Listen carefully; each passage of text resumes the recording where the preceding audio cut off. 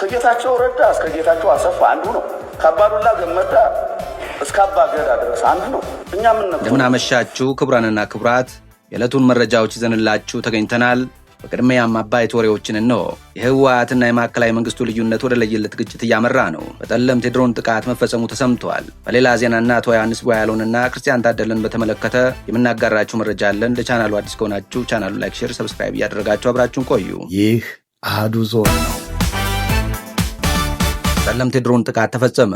ዛሬ ረፋድ ላይ በጠለምት የድሮን ጥቃት መፈጸሙ እየተዘገበ ይገኛል። በምስራቅ ጠለምት ምድረ ሀምሾ ቀበሌ መንግስት በህወሓት ኃይሎችና የጦር መሳሪያዎቻቸው ላይ ድሮን ጥቃት መፈጸሙ ተገልጿል። እንደ ምንጮች ገለጻ በጥቂቱ በቲዲኤፍ ላይ ከባድ ኪሳራም ደርሷል ተብሏል። ከዚህ በተጨማሪም የህወሓት ታጣቂ ቡድን ተከዜ ማዶ እንደ ባጉናና ነገብሮ አካባቢ መካናይዝድ ጦሩን አሰማርቷል ተብሏል። በሌላ በኩል በምስራቅ ጠለምት ምንጭራ አካባቢ የህወሓት ኃይሎች ከመከላከያ ጋር ተፋጧል ተብሏል። በምዕራብ ጠለምት መያባሳ አካባቢና አምባ ማደሬ ግንባርም የህወሓት ኃይሎች ተሰልፈዋል ተብሏል።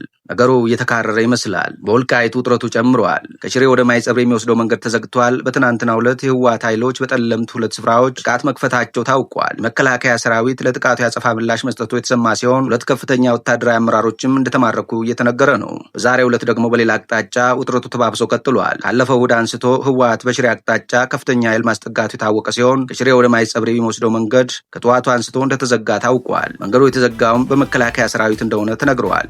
መከላከያ የፈጸመው የዛሬው ጥቃትም ከዚህ ሁኔታ ጋር የተያያዘ ነው። ፍርድ ቤቱ ቀነቀጠሮ ሰጠ።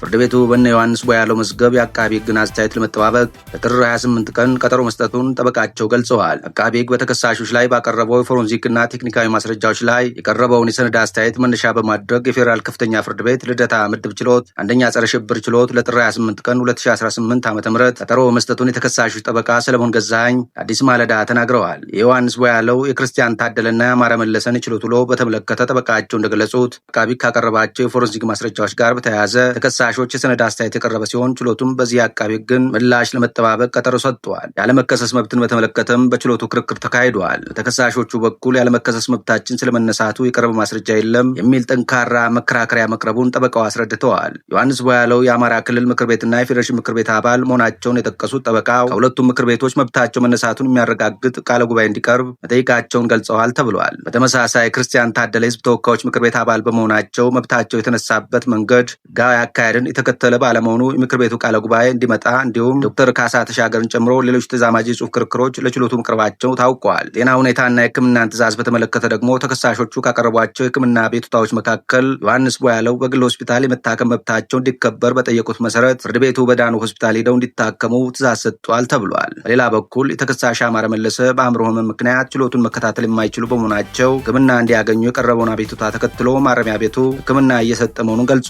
ፍርድ ቤቱም ማረሚያ ቤቱ የታካሚውን ህክምና ሁኔታ ለችሎቱ እንዲያሳውቅ ትእዛዝ በማስተላለፍ አጠናቋል። ከሰብአዊ መብት ጥሰቶች ጋር የተያያዘ አዲስ አቤቱታ እንዳልቀረበ ጠበቃ ሰለሞን ገዛኸኝ አረጋግጠዋል። አዳዲስ ሀገራዊ፣ አህጉራዊና ዓለም አቀፍ መረጃዎች በፍጥነት እንዲደርሱ ቻናሉን ሰብስክራይብ ያድርጉ።